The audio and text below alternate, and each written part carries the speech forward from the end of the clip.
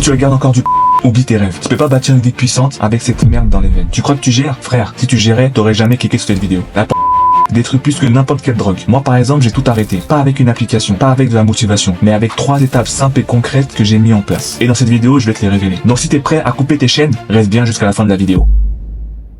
La première étape pour sortir de la c'est très simple. Faut que tu prennes cette putain de décision. Oui, c'est fondamental. Sans décision ferme, tout le reste est du vent. Mais juste avant de prendre cette décision ferme, pose-toi un coup et réfléchis à toutes les conséquences que ça a de poser cet acte tous les jours. Quand tu poses cet acte tous les jours, tous les soirs dans ta chambre, quelles conséquences ça a sur ta vie? Moi, par exemple, le fait de tous les jours auparavant, ça avait comme conséquence, j'allais plus aux entraînements alors que j'étais en centre de formation. J'avais honte de moi, je voyais plus assez ma famille, je préférais m'isoler, j'étais toujours dans mon coin. Donc ces conséquences-là sont venues parce que justement, je me toi, réfléchis à toutes les conséquences que ton acte a sur ta vie. Ça peut être que tu aies honte de toi, ça peut être que ça te fait perdre du temps, ça peut être que tu es moins performant au travail ou dans ta vie professionnelle, ça peut être aussi que tu n'arrives plus à suivre tes projets ou réaliser tes rêves. Peu importe, réfléchis à toutes les conséquences que cet acte a sur ta vie. Et quand tu auras fini justement de réfléchir à tout ça, tu auras identifié toutes ces choses, là tu pourras prendre une décision ferme d'arrêter la Mais je te parle pas de juste dire oui, je vais arrêter et après 2 ou 3 jours plus tard, tu recommences. Hein. Non, je te parle d'une vraie décision que tu vas prendre. Un pacte ou une alliance avec Dieu ou toi-même, peu importe. Mais tu dois prendre vraiment une décision ferme que tu vas te tenir jusqu'à la mort, entre guillemets. C'est-à-dire que si tu prends la décision et si tu te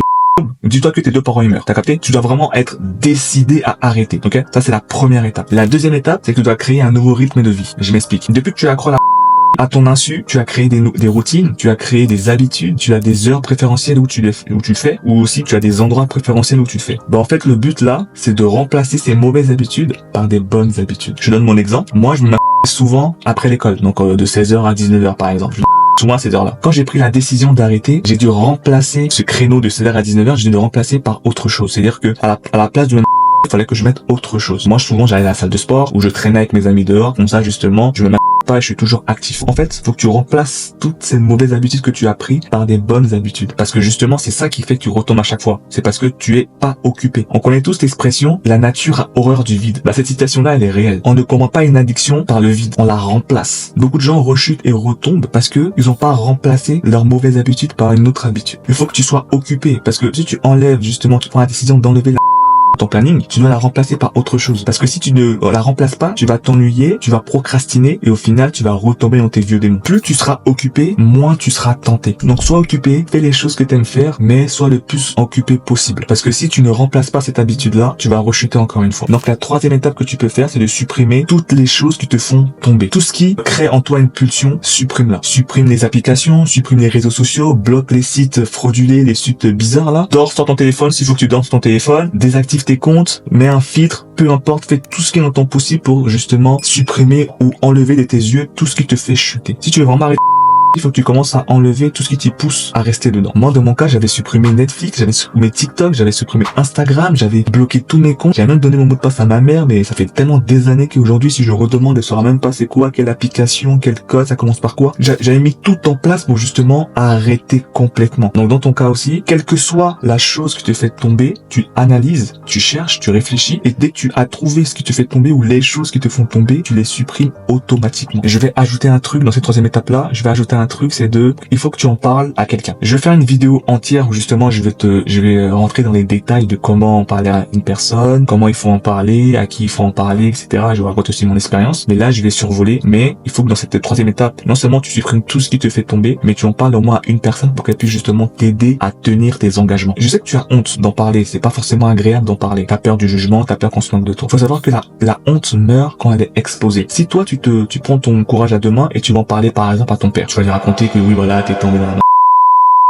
t'arrives pas à en sortir, est-ce qu'il peut t'aider? Il va pas se moquer de toi, il va pas te juger, au contraire, il va trouver que t'es courageux, parce qu'on vit dans une société où ces choses-là ne se disent pas. Mais à contrario, si tu le dis à personne, et que un jour t'es en train de faire ton affaire dans ta chambre, et que ton père il t'attrape, là t'auras honte. C'est pas lui qui aura honte, c'est toi qui auras honte. Alors que toi, si tu viens et tu prends les devants et tu lui dis, limite c'est lui qui aura honte, parce qu'il va se dire, mais attends, mon fils il a des problèmes, mon fils a des difficultés, il a des galères, et j'ai pas su voir ça. Tu vois ce que je veux dire? Prends les devants et va en parler à une personne. La Bible dit, confessez vos fautes les uns les autres afin que vous soyez guéris. Il faut que tu en parles au moins à une personne de confiance, faut que tu en parles. C'est très important parce que ça peut t'aider. Ce que tu n'exposes pas te contrôle. Quand tu exposes quelque chose, tu es libéré. Prends juste mon exemple. Là, je te parle, j'allume ma caméra et je te parle normal de mon expérience. C'est parce que je suis libéré. Ça me contrôle pas, c'est moi qui contrôle. Toi, faut que tu en parles à quelqu'un et que tu l'exposes. Comme ça, justement, ça va pas te contrôler. Ok? Mais comme je t'ai dit, je vais faire une vidéo où justement je vais la dédier à ça. Je vais en parler dans les détails de qu'est-ce qu'il faut faire, à qui il faut en parler, comment il faut en parler, etc. Parce que c'est un sujet assez complexe. Donc je vais faire une vidéo justement dédiée à ça. Donc t'inquiète pas, ça va sortir dans pas longtemps. Ok? Donc il est important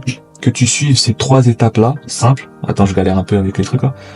Il est important que tu suives ces 3 étapes-là qui sont très simples à mettre en place. Donc, prends la décision de ne plus te masturber, crée-toi un nouveau rythme de vie et surtout supprime tout ce qui te fait rechuter. Maintenant, si tu as une question à me poser, une problématique, quelle que soit la question, il n'y a pas de question bête. Dis-le moi en commentaire et je vais y répondre. Passe une bonne journée et on se dit à la semaine prochaine. Ciao.